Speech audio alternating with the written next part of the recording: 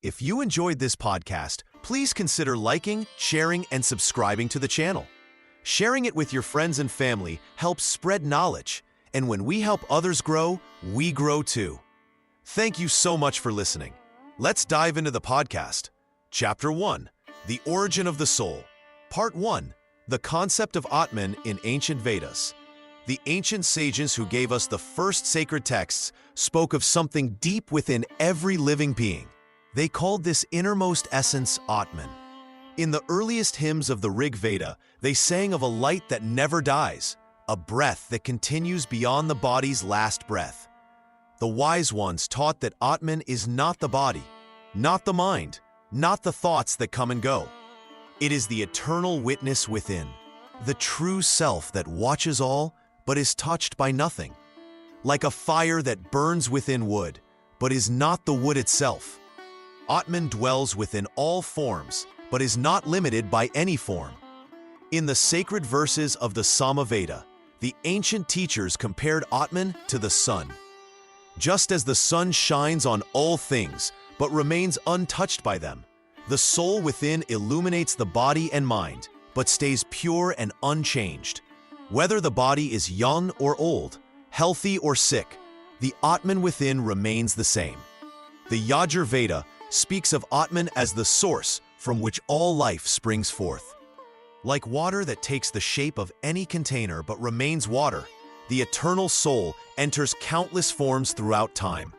It becomes the bird, the beast, the tree, the human being, yet it is never truly bound by any of these shapes. The ancient rituals honored this truth.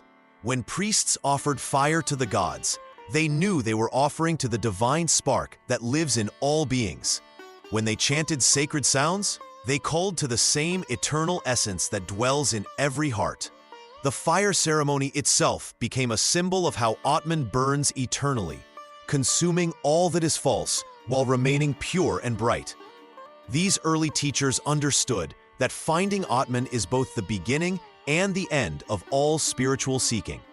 They saw it as the ground from which we come and the home to which we return. Like rivers that flow to the ocean and become one with it. All souls move toward their true nature, which was never truly separate from the divine source. The sacred texts declare that knowing Atman is the highest knowledge. This understanding brings freedom from fear, for how can that which is eternal ever truly die? It brings peace, for the eternal self needs nothing from the changing world. It brings joy, for the soul's true nature is pure consciousness and bliss. Through ritual, meditation, and righteous living, the ancient path leads every seeker back to this fundamental truth. The Atman that seemed hidden reveals itself as the most obvious thing of all, the very awareness by which we know ourselves to exist. Part 2. Atman and Brahman, Unity of Self. The ancient sages discovered that Atman and Brahman are not two different things. They are one and the same eternal reality. The individual soul is the cosmic soul. This teaching appears clearly in the sacred Upanishads. The wise ones tell us that when a person truly knows their own Atman, they realize it is Brahman itself. There is no separation between the self within and the divine reality that creates and sustains all worlds. What seems like many souls is actually one soul appearing in countless forms. The Chandogya Upanishad teaches through the story of Svetakketu. His father Aruni explains that just as rivers flow into the ocean and become one with it, all individual souls are one with Brahman. The father tells his son to break open a seed and look inside.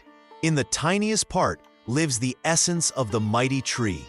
This same essence exists in you. That essence is the truth. That essence is the self. You are that essence. The Mandukya Upanishad reveals that Atman has 4 states. In the waking state, we experience the outer world. In the dream state, we experience inner visions. In deep sleep, we rest in pure being without thoughts or dreams. The 4th state goes beyond all 3. This is the state where Atman knows itself as Brahman. When this knowledge comes, all fear disappears. How can the eternal self be harmed when it is the very ground of existence? All seeking ends because what was sought was never lost. The seeker realizes they were always what they sought. This wisdom changes everything. The person who knows Atman as Brahman sees the same divine presence in all beings. They treat others as themselves because there truly is no other. Love flows naturally when separation dissolves into unity. The path to this realization requires turning attention inward. Through meditation, study of sacred texts, and living according to Dharma, the mind becomes pure enough to recognize its own true nature. The ego that seems so solid reveals itself as a temporary wave on the ocean of consciousness. Some practice breath control and yoga postures to still the restless mind. Others serve humanity as worship of the divine. Still others study sacred knowledge until understanding dawns like sunrise. All genuine paths lead to the same destination, the direct experience that individual and cosmic consciousness are one. This teaching explains why death cannot touch what we truly are. Bodies come and go like clothes worn and discarded. But the consciousness that witnesses all experiences remains untouched by change. Birth and death happen to the body, not to the eternal witness within. The realized soul lives in perfect freedom while still dwelling in a human form. They act without attachment to results, knowing that the true self needs nothing from the world of names and forms. Their very presence brings peace to others, because they radiate the tranquility of one who has found their eternal home. Part 3. The Emergence of Jivatman. The ancient teachers recognized that while the true self is one with the eternal Brahman, something appears to make each being separate and distinct. This apparent individual soul is called Jivatman. The Jivatman is like a wave that seems different from the ocean, but is never actually apart from it. The early Upanishads explain that the universal soul, Paramatman, is the same divine essence in all beings. But when this supreme consciousness appears to take on a body and mind, it becomes Jivatman. The individual soul carries the impressions of past actions and experiences through many lifetimes. The Katha Upanishad teaches that two birds sit on the same tree. One bird eats the fruits of action, experiencing joy and sorrow. The other bird simply watches without eating. The eating bird is Jivatman, bound by its desires and actions. The watching bird is Paramatman, forever free and peaceful. This individual soul believes itself separate from the divine source. It identifies with the body, thinking, I am young or I am old. It identifies with the mind, thinking, I am happy or I am sad. This false identification creates the sense of being a limited individual who must seek fulfillment through external things. The Jivatman accumulates karma through countless lifetimes. Good actions create positive impressions, while harmful actions create negative ones. These impressions determine the circumstances of future births. The soul carries these subtle impressions like seeds that sprout when conditions are right. Yet the scriptures declare that Jivatman and Paramatman are not truly different. The individual soul is the same infinite consciousness, appearing to be limited by ignorance. When a person realizes their true nature through knowledge and spiritual practice, the illusion of separation dissolves. The Chandogya Upanishad illustrates this with the teaching that thou art. A father shows his son that the essence of a tiny seed contains the power to become a mighty tree. Similarly, the essence of every individual soul is identical to the supreme reality. Different schools of Vedanta explain this relationship between individual and universal soul in various ways. Some say they are completely identical, others maintain a subtle distinction even in liberation. But all agree that the Jivatman's apparent separation from Paramatman is the root cause of suffering and the cycle of birth and death. The devotional traditions add that the individual soul naturally loves and seeks the divine presence, This love draws the Jivatman back to its source, like a river flowing to the ocean. Through surrender and devotion, the soul discovers that its deepest longing has always been for reunion with its eternal home. Understanding Jivatman helps explain why beings have personal experiences while sharing the same divine essence. Each soul appears to journey separately through countless lifetimes, yet all souls are expressions of the one infinite consciousness that never truly divides or multiplies. Part 4. Early Upanishadic Speculations. In the ancient teachings, the wise ones spoke of the soul using the image of a chariot. They said the body is like a chariot, the senses are like horses, the mind is like the reins, and the soul is the passenger inside. The one who drives this chariot is the intelligence. When the driver knows how to control the horses, the journey goes well. But when the horses run wild, the chariot crashes and the passenger suffers. The great teacher Yama told young Nachiketa this truth when the boy asked about what happens after death. He explained that most people live like sleeping passengers, letting their wild horses drag them wherever they want to go. Such people die again and again, never reaching their true home.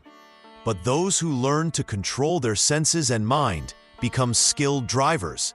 They guide their chariot on the right path and reach the place where there is no more death. This place is not somewhere far away. It is the true nature of the soul itself. The ancient sages also spoke of two birds sitting on the same tree. One bird eats the sweet fruits and suffers when the fruits are bitter. The other bird simply watches and never eats. The first bird is the individual soul caught in pleasure and pain. The second bird is the eternal soul that never changes. When the first bird stops eating and looks at the watching bird, it realizes they were never two different birds at all. Many debates took place between the wise teachers about this mystery. Some said the soul travels from body to body like a person changing clothes. Others taught that travel itself is an illusion because the soul never really goes anywhere. The truth, they said, only seems to move because of ignorance. The teacher Uddalaka told his son Shvetaketu to break open a seed and look inside. When the son could not see anything, the father explained that the invisible essence inside the seed grows into a mighty tree. This same invisible essence is the true self of every being. You are that essence, he said. Another sage taught that consciousness is like space inside a jar. When the jar breaks, the space inside does not break or die. It simply joins the endless space that was always there. The wise person knows that individual consciousness was never really separate from the universal consciousness. Through right knowledge, the soul recognizes its true nature and becomes free from the web of illusion. This freedom is not something gained or earned. It is the natural state when false ideas fall away. The liberated soul sees that birth and death, pleasure and pain, were always like dreams that seemed real to the sleeping mind. Part 5. The Eternal Cycle of Souls. The soul has no beginning and will have no end. Like a thread that runs through many beads, the eternal soul passes through many bodies across countless lifetimes. This is the great wheel of samsara that turns forever, carrying all souls through birth, death, and birth again. The Vedas teach us that this cycle exists because of karma, the law that connects all actions to their results. Every deed, word, and thought creates invisible threads that bind the soul to future experiences. Good actions lead to pleasant births. Bad actions lead to difficult births. Neutral actions keep the wheel turning without great joy or great suffering. This endless movement serves the cosmic order called Rita. The universe needs constant flow and change to maintain balance. If all souls reach their final destination at once, creation would collapse. The cycle ensures that life continues, that lessons are learned slowly, and that divine justice operates perfectly across time. Ancient sages explain that souls begin their journey in the simplest forms of life. A soul might first inhabit a plant, then an insect, then a fish, then a bird, then an animal, and finally a human being. This upward movement happens through many lifetimes of gradual learning and purification. Human birth is considered most precious because only humans can think clearly about their spiritual nature. Animals follow instinct. Plants simply grow and die. But humans can choose between right and wrong. They can study sacred texts. They can meditate on the divine. They can perform rituals that purify the mind and heart. The cycle affects daily life in profound ways. People understand that their current circumstances result from past actions in previous lives. A person born into wealth earned it through generous giving in earlier times. Someone born into poverty may have been selfish or cruel before. This knowledge creates both responsibility and hope. Knowing about rebirth changes how people treat others. The enemy today might have been a friend in a past life. The beggar on the street carries an eternal soul just like a king. Animals deserve kindness because they house souls on their upward journey toward human birth. The law of samsara also explains suffering that seems unfair. When a good person faces terrible hardship, wise people say this settles debts from previous lifetimes. When a cruel person enjoys success, they are using up good karma earned long ago. Eventually, perfect justice balances all accounts. Death becomes less frightening when understood as simply changing clothes. The soul puts on new bodies like a person putting on fresh garments. The wise person neither celebrates birth nor mourns death because both are temporary events in an eternal story. This great cycle will continue until each soul learns to break free through spiritual knowledge and pure living. Only then can the eternal journey finally reach its destination in the divine light that never changes. Chapter 2: The Journey Through Life and Death. Part 1: Atman as the Source of Consciousness. The soul, which is called Atman, is the true source of all consciousness within you. This eternal soul is what makes you aware, what gives you thoughts, and what creates your will to act. The ancient teachings tell us that the Atman is completely different from your physical body and your mind. Your body is made of flesh, bones, and blood. Your mind creates thoughts and emotions. But the Atman is beyond all these material things. It is pure consciousness itself. When you think, I am, that sense of being comes from the Atman within you. The wise teachers of Advaita philosophy say that the Atman and the supreme consciousness, called Brahman, are actually one. They teach that your individual soul is not separate from the universal soul.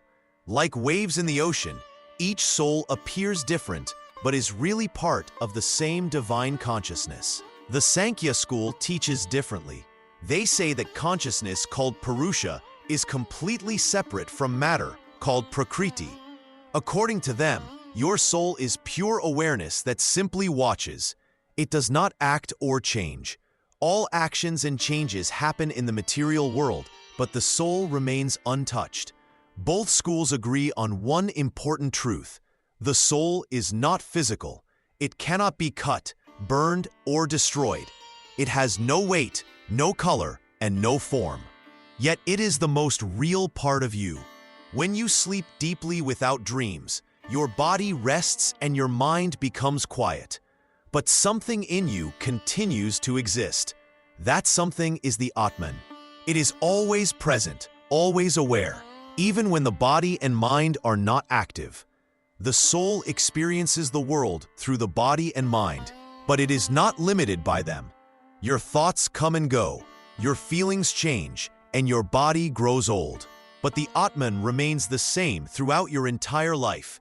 Many people think they are their thoughts or their bodies, but the scriptures teach that you are the eternal witness of all these changing things. The Atman is like the sun that lights up everything around it. Without this inner light of consciousness, nothing could be known or experienced. This understanding changes how you see yourself and the world. When you realize that your true nature is the immortal soul, not the temporary body, you begin to understand why the wise seek freedom from the cycle of birth and death.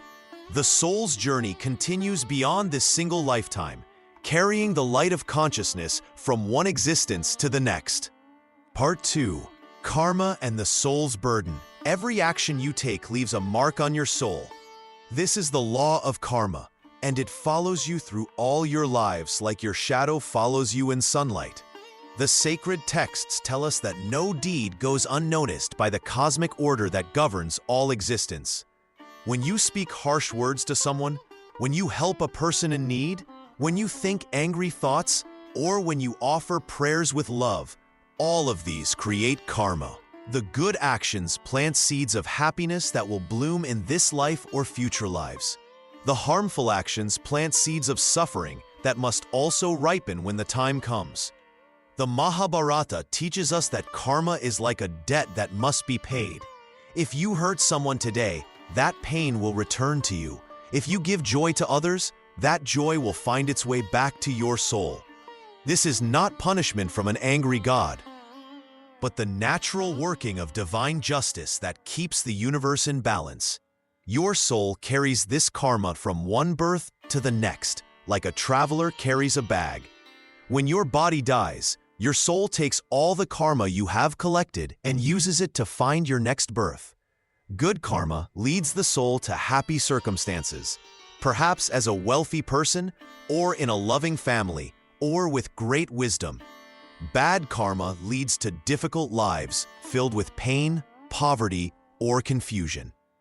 The scriptures tell the story of King Bharata, who was a righteous ruler but became too attached to a deer. This attachment created karma that caused him to be reborn as a deer himself. Even good people can create karma that binds their souls when they become too attached to worldly things. Another teaching tells of a poor man who always shared his small amount of food with hungry animals. This kindness created such good karma that in his next life he was born as a prince with great wealth, which he used to help many people. The soul accumulates karma through countless lifetimes. Some karma brings results quickly, like when someone lies and is caught the same day. Other karma waits for the right conditions, sometimes taking many lives to ripen.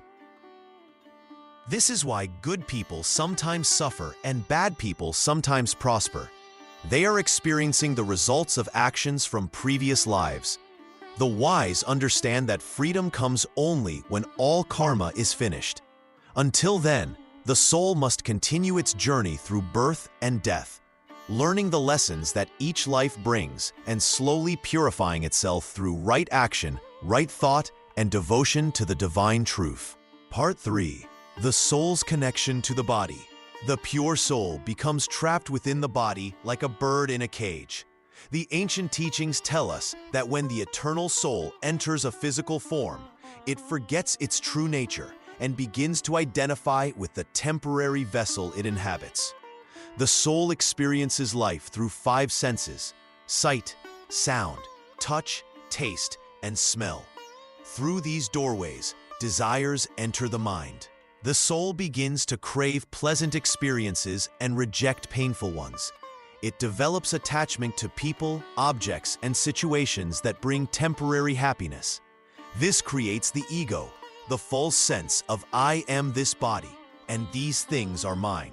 The scriptures explain that the soul becomes like a person who falls asleep and dreams. In the dream, they believe they are someone else entirely, forgetting their true identity.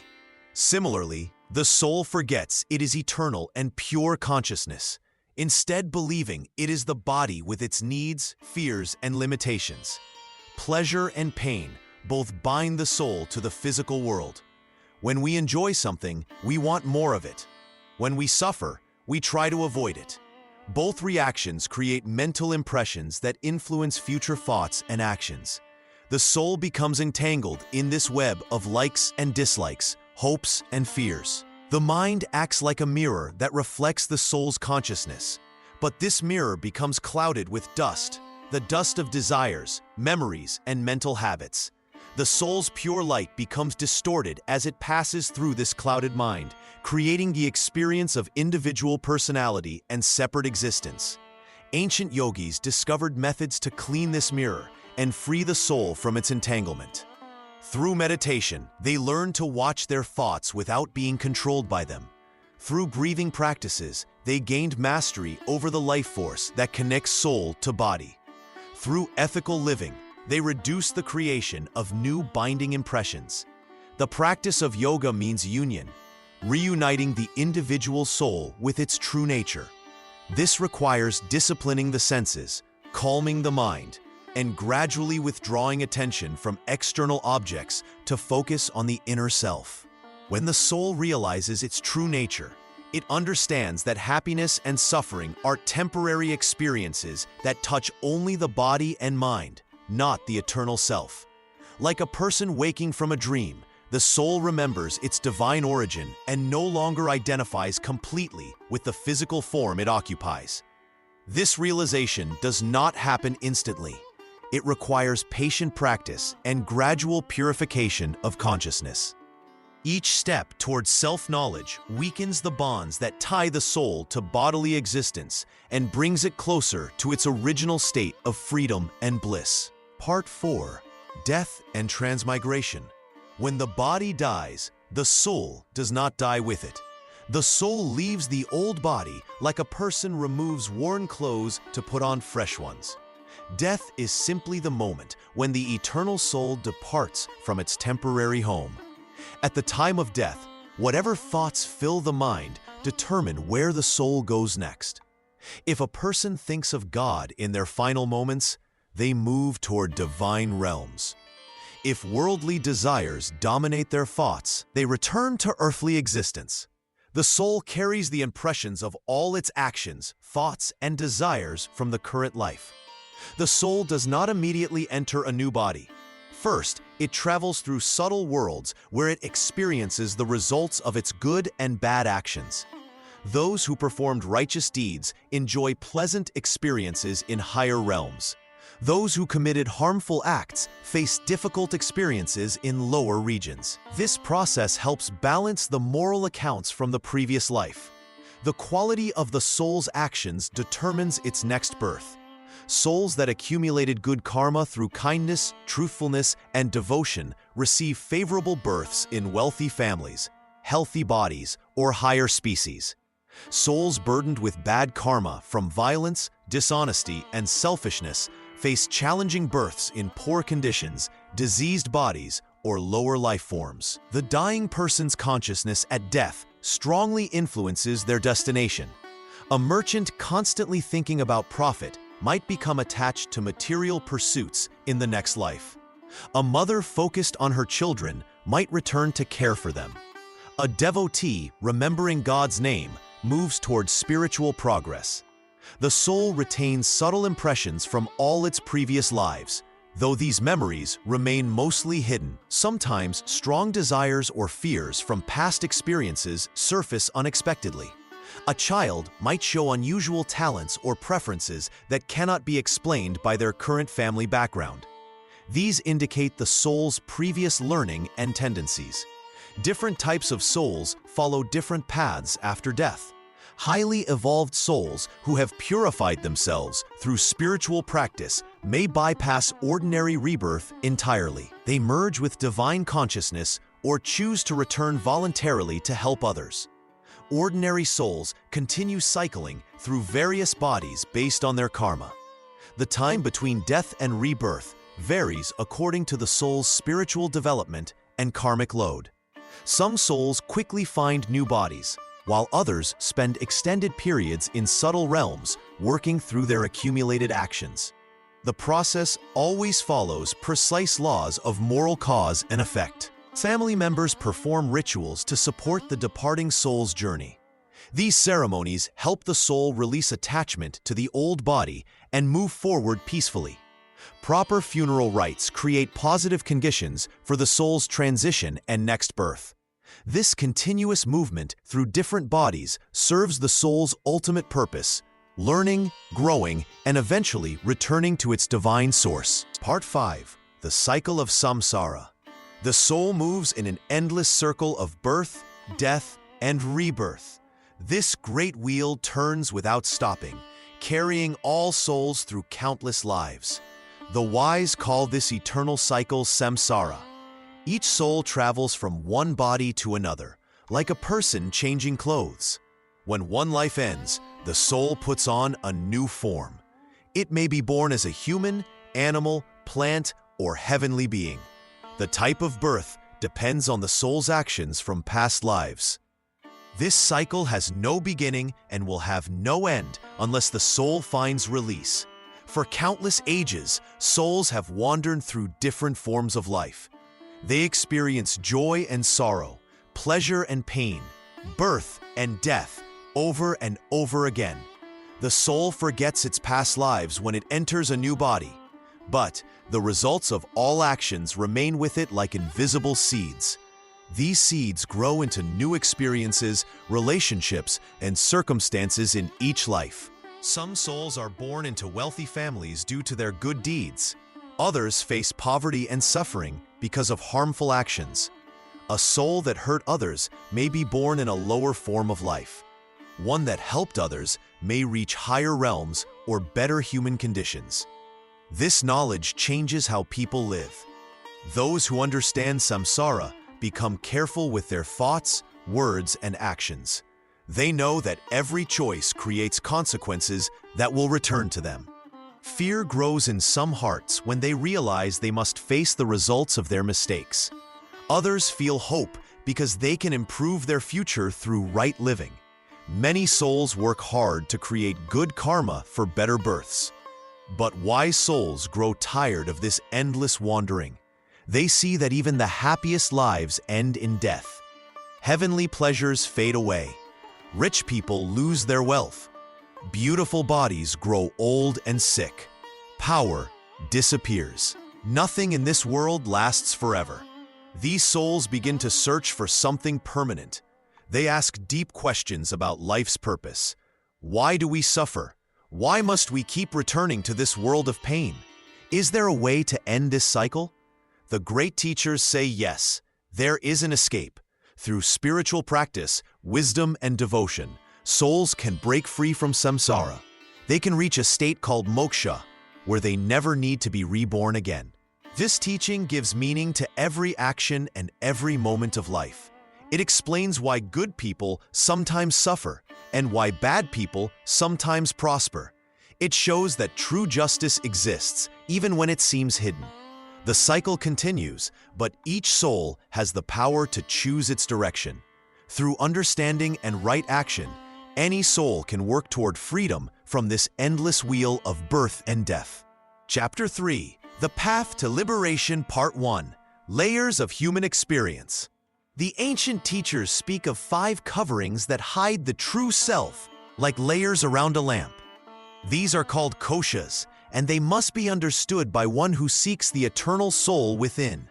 The first layer is made of food and flesh. This is the body we see and touch. It grows from what we eat and returns to earth when life ends. The wise know this body is not the true self, for the self remains while the body changes. Those who think they are only this physical form live in darkness. Through right eating and care of the body, one learns this truth. The second layer is the life force that moves through the body. This is the breath that flows in and out, the energy that gives strength to all parts. When this force is strong, the body feels alive. When weak, sickness comes. The seeker learns to control this breath through practices. By watching the breath and making it steady, one sees this layer too is not the true self. The third covering is made of thoughts and feelings that come and go like clouds in the sky. This is the mind that thinks, worries, plans, and dreams. It holds memories of the past and hopes for tomorrow. Many believe they are their thoughts, but the wise see that thoughts arise and pass away, while something deeper remains watching. Through discipline and focus, the seeker learns to quiet the restless mind. The fourth layer is the place of knowing and wisdom. Here lives deep understanding that comes without thinking. This is where true knowledge appears, beyond what books can teach. In this layer, the seeker begins to know the difference between what is real and what seems real. Through meditation and turning attention inward, this wisdom grows stronger. The fifth and final covering is pure joy and peace. Here, all suffering ends and perfect happiness lives. This layer is closest to the true self, filled with light and love that never fades. Even this blissful state must be passed through, for the seeker aims beyond all layers. To move through each layer requires turning away from outside things and looking within. The practice of sitting quietly, asking, "Who am I?" again and again, helps remove each covering. Like peeling layers from an onion, each kosha must be seen clearly and left behind.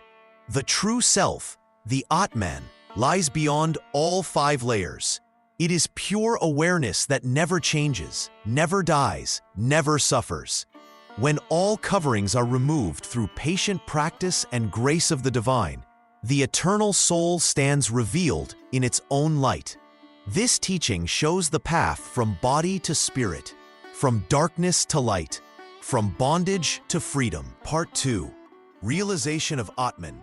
The practice of knowing the true self requires great effort and divine grace. Those who seek must first learn the method of self-inquiry. This ancient practice begins with a simple question: who am I?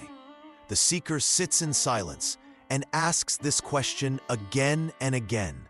Each time the mind gives an answer, the seeker looks deeper.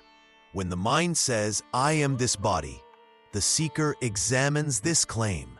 The body grows old and dies, but something within remains aware of the body's changes. This awareness cannot be the changing body. When the mind says, "I am these thoughts," the seeker watches the thoughts come and go. The one who watches thoughts cannot be the thoughts themselves. This practice of questioning continues day after day, year after year. The great teacher Ramana Maharshi taught this method to thousands of seekers. He said the mind must be turned back upon itself. Instead of looking outward at the world, it must look inward to its source. Meditation supports this inquiry. The seeker sits still and watches the breath, watches thoughts arise and pass away. In deep meditation, all thoughts stop. In this silence, a glimpse of the true self may come. This self is pure awareness, untouched by any experience, never born, never dying. The path brings both struggle and joy. The struggle comes when old habits of thinking must be broken. The mind resists this inquiry. It prefers to identify with body, thoughts, emotions. Breaking these false identifications causes pain, like tearing away something precious. Many seekers become discouraged and abandon the practice. Yet moments of joy also come. When the false self loosens its grip, peace flows naturally.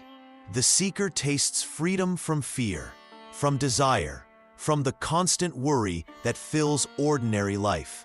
These glimpses give strength to continue the practice.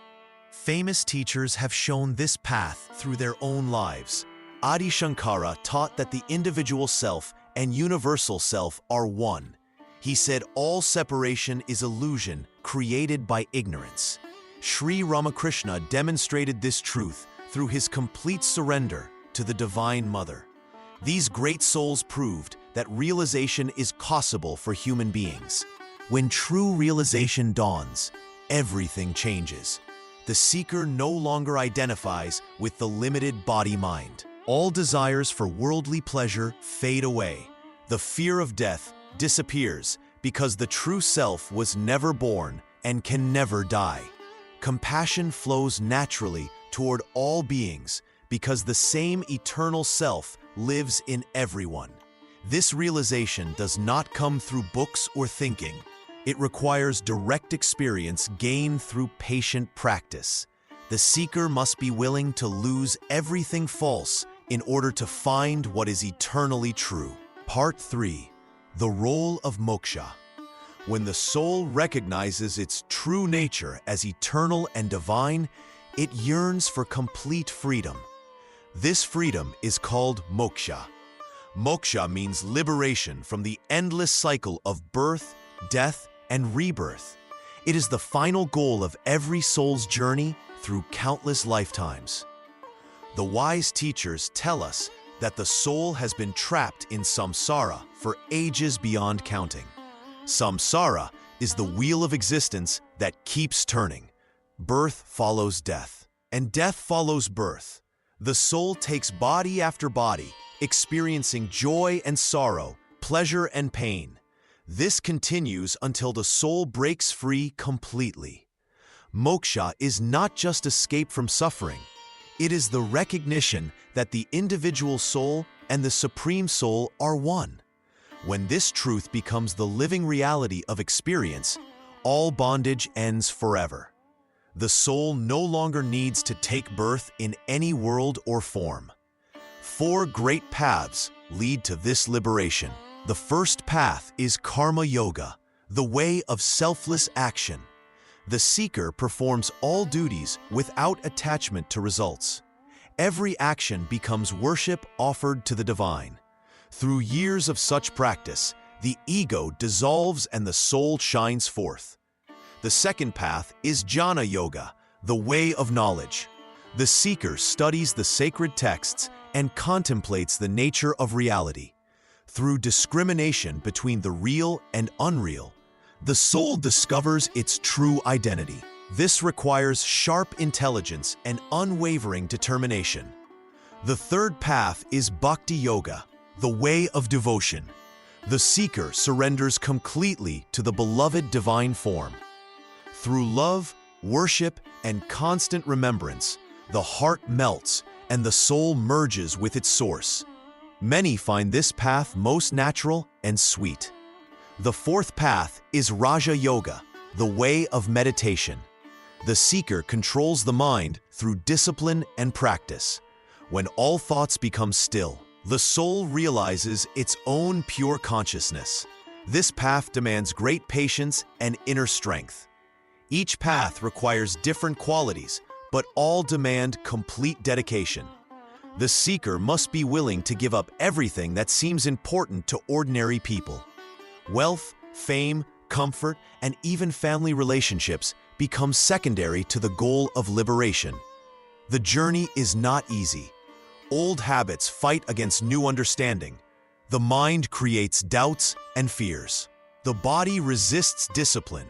Society may not understand the seeker's choices.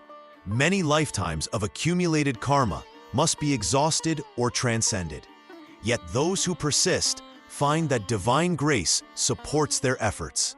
The inner teacher guides them through difficulties. Fellow seekers provide encouragement. Sacred places offer peace and inspiration. Gradually, the soul purifies itself and moves closer to final freedom. When moksha dawns, the soul realizes it was never truly bound. The cycle of birth and death was like a dream from which it has awakened. What remains is pure being, consciousness, and bliss that never changes or dies. Part 4. The Impact of Dharma. Dharma stands as the sacred duty that purifies the soul and prepares it for final liberation. When a person follows their righteous path, they create good karma that cleanses past impurities and brings them closer to God. The ancient texts teach that every soul carries duties according to their birth, stage of life, and circumstances. A king must protect his people justly. A priest must perform rituals with devotion. A merchant must trade honestly. A farmer must work the land with care. When each person fulfills their role with pure intention, the entire cosmic order remains balanced.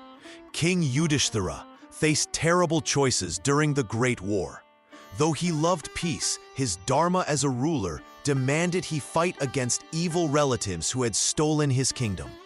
by choosing duty over personal desire.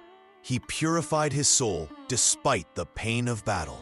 His righteous actions burned away bad karma and elevated his spiritual state. The scriptures declare that Dharma protects those who protect Dharma.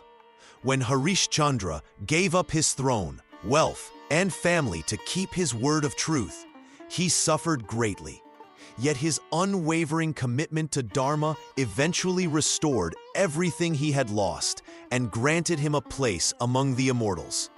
His soul achieved purification through absolute dedication to righteousness.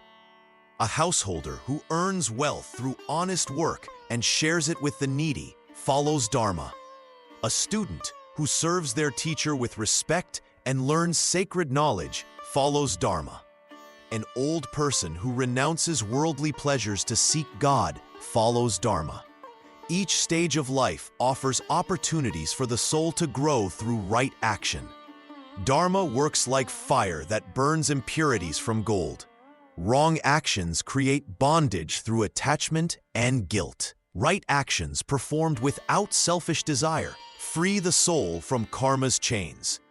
The person who acts according to divine law experiences inner peace and moves steadily toward liberation. Ancient law books teach that Dharma has 4 pillars: truth, purity, compassion, and charity. When these principles guide all actions, the soul naturally aligns with cosmic harmony. Bad tendencies fade away. Good qualities strengthen. The mind becomes clear and focused on higher reality. Even small acts of Dharma carry great power. Speaking truthfully in daily life purifies the speech. Treating all beings with kindness purifies the heart. Following proper conduct purifies the body. These simple practices prepare the soul for advanced spiritual practices that lead to final freedom. The soul progresses through many lifetimes of dharmic action. Each righteous deed adds merit. Each sacrifice for others removes selfishness. Gradually, the accumulated good karma exhausts all bad karma. The purified soul becomes ready to receive divine grace and achieve moksha. Part 5. Mystical Union. Atman meets Brahman. When the purified soul reaches the highest state through dharmic action and divine grace, a great change happens. The individual soul, which wandered through countless births, suddenly sees its true nature. This is the moment the Atman recognizes itself as one with Brahman. The sacred texts describe this moment with great care. The soul that was like a wave in the ocean finally knows it was always the ocean itself. All sense of being separate disappears. The small self that felt limited and bound by the world vanishes completely. What remains is pure consciousness without beginning or end. In this state, the soul experiences truth beyond all words. There is no longer an experiencer and something experienced. There is no knower separate from knowledge. All becomes one single reality. The soul sees that what it thought was its individual existence was like a dream. Now it wakes up to find it was never separate from the divine source. The ancient sages who reached this state tried to describe it in words. They said it is like a river reaching the sea and becoming the sea. They compared it to a drop of water joining the vast ocean. But these are only hints because this experience goes beyond what language can express. When this union happens, the soul's long journey through birth and death comes to an end. All karma, both good and bad, is exhausted. The wheel of rebirth stops turning. There is no more seeking because the soul has found what it was always looking for. There is no more suffering because the cause of all suffering, the feeling of being separate, is gone forever. In this mystical union, time stops having meaning. Past and future merge into an eternal now. Space also loses its boundaries. The soul that once felt trapped in a body now knows itself as the consciousness that fills everything. It is present in all beings and all places at once. The texts tell us this is not something new that happens to the soul. the soul was always one with Brahman.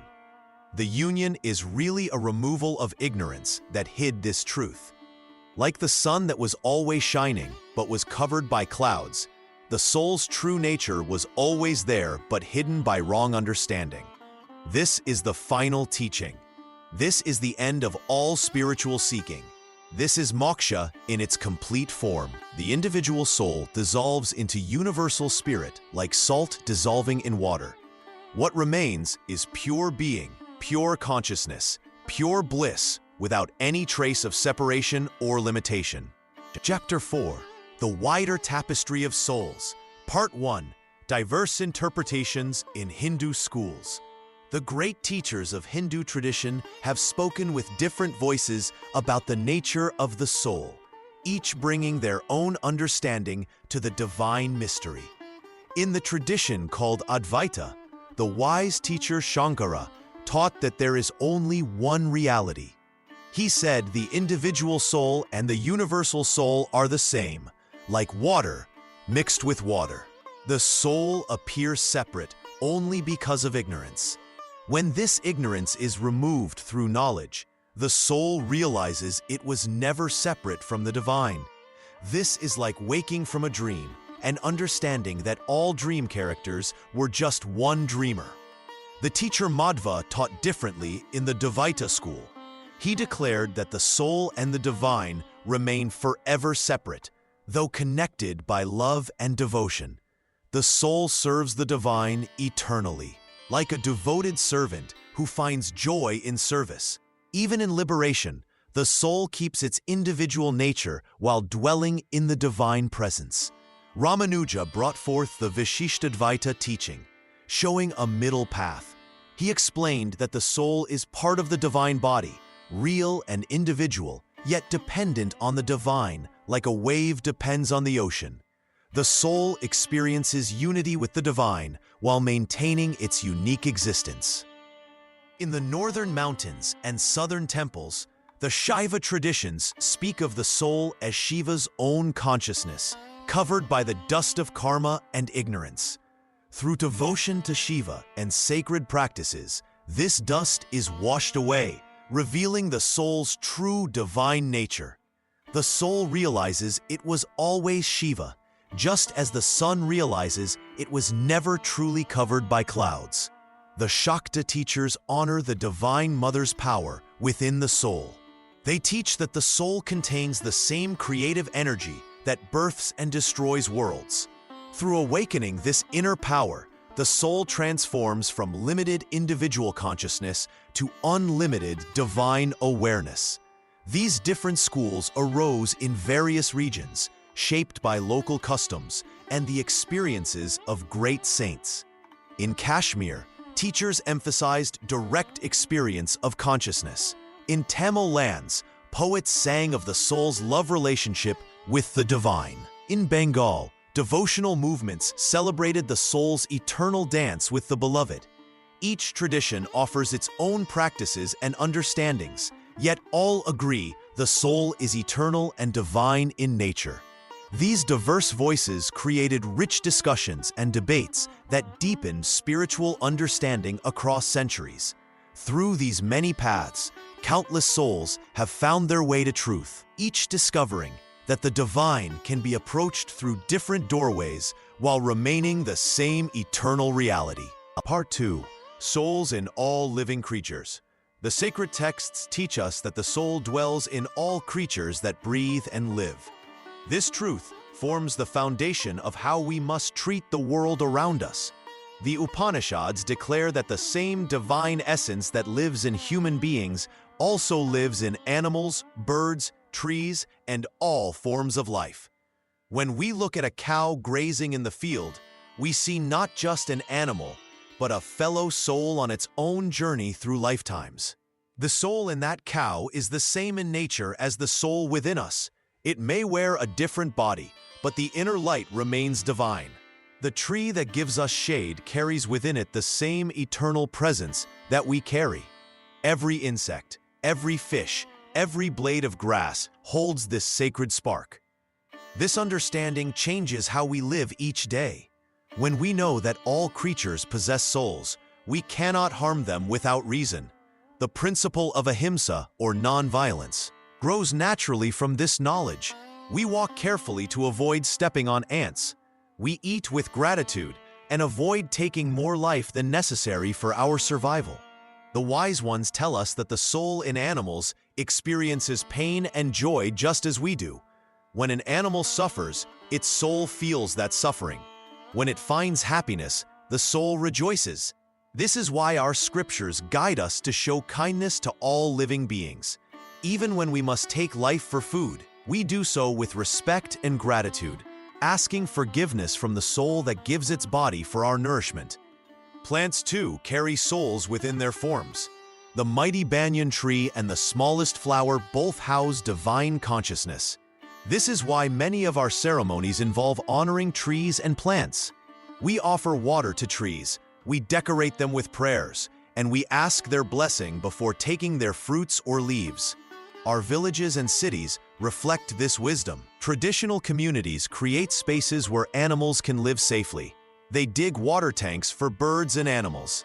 They plant trees, not just for shade and fruit, but to provide homes for countless creatures.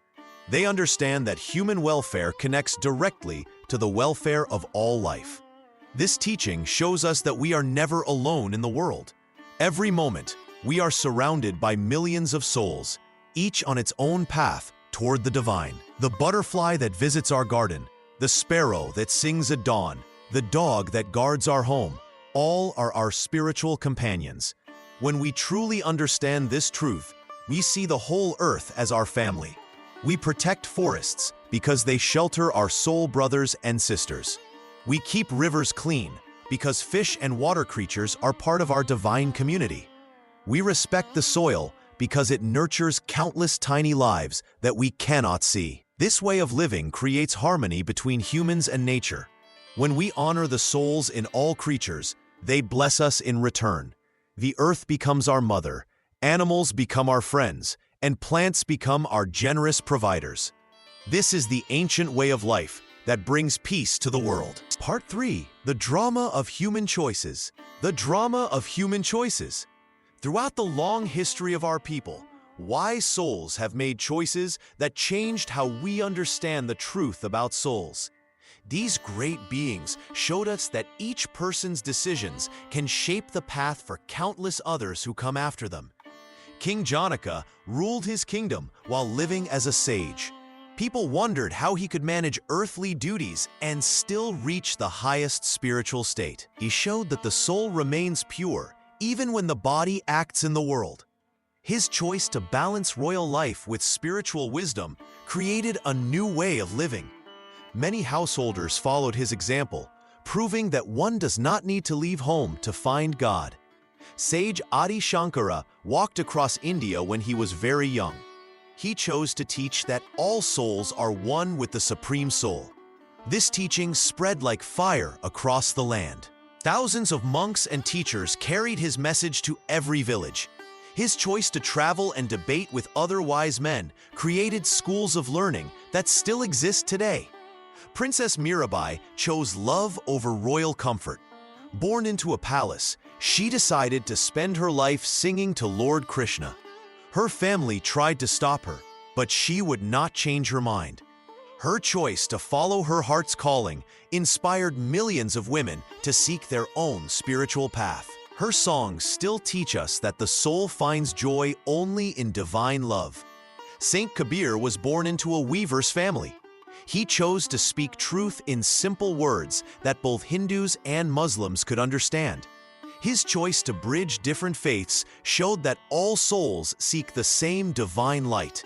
His poems spread among common people, proving that spiritual wisdom belongs to everyone, not just to priests and kings. Guru Nanak saw people fighting over different religious ideas. He chose to start fresh with a simple message about one God and the equality of all souls. His choice created a new community of believers who served others without asking about their birth or background. This showed how one person's spiritual choice can change society itself. Each of these great souls faced moments when they had to choose between easy comfort and difficult truth. Their choices created waves that moved through time, changing how people think about the soul's journey.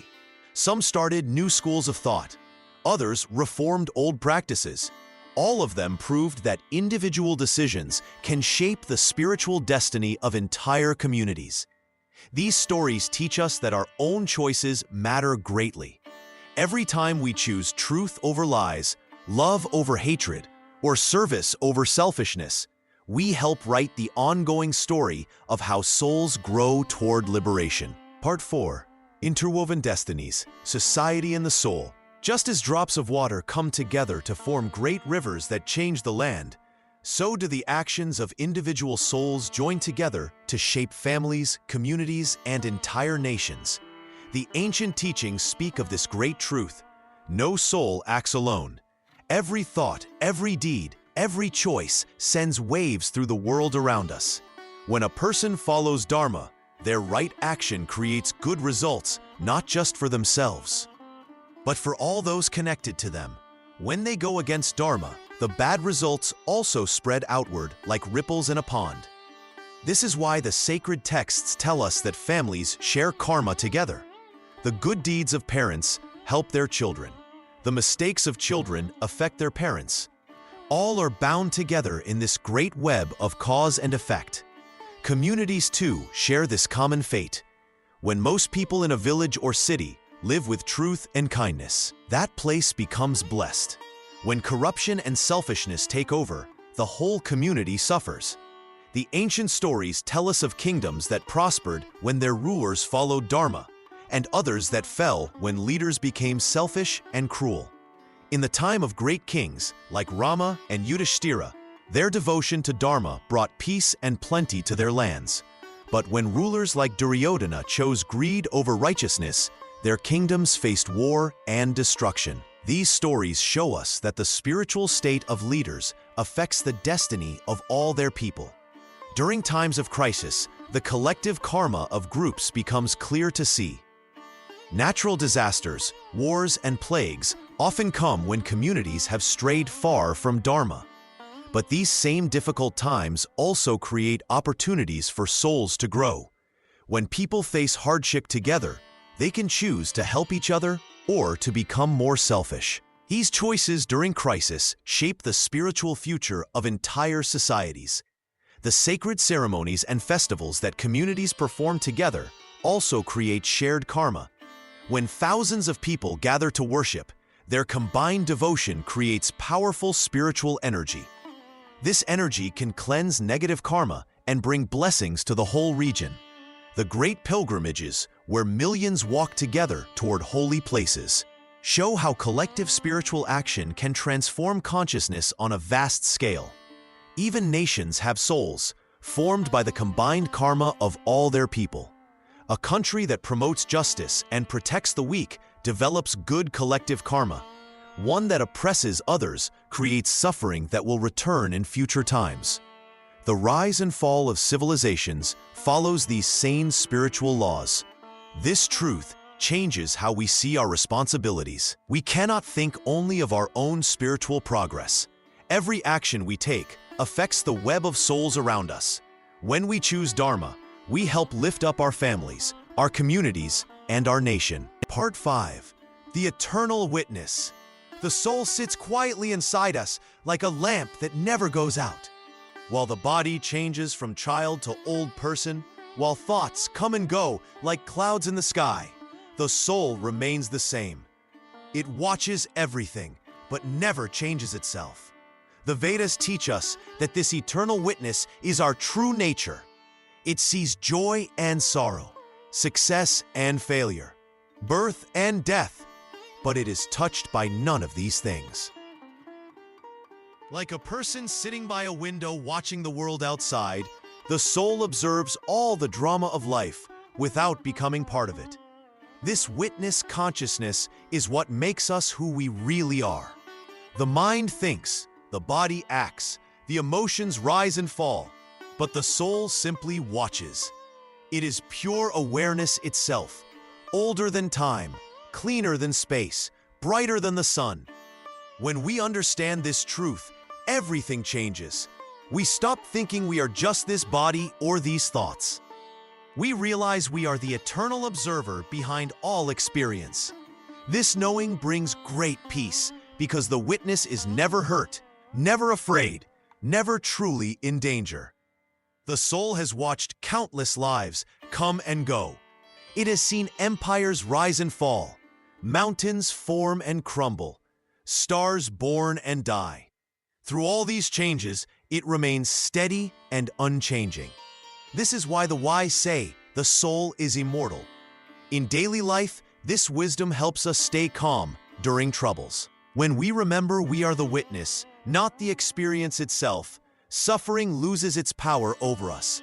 We can face any challenge, knowing our true self is safe. The Upanishads compare the soul to the sky. Clouds may gather and storms may rage, but the sky itself is never damaged. Similarly, thoughts and emotions may disturb the mind, but the witnessing soul remains pure and untouched. This eternal witness is not separate from God. The individual soul and the supreme soul are one, like waves in the ocean or sparks from a fire. When we realize this unity, we achieve moksha, freedom from the cycle of birth and death. The soul's witnessing nature also explains how karma works. Every action, good or bad, is observed and recorded by this eternal consciousness. Nothing escapes its notice. This creates perfect justice across all lifetimes. Understanding the soul as witness transforms how we live. We become more patient with others. Knowing they too are eternal souls, learning through experience. We treat all beings with respect, seeing the same divine consciousness in everyone. The great sages spent their lives pointing people toward this witnessing awareness.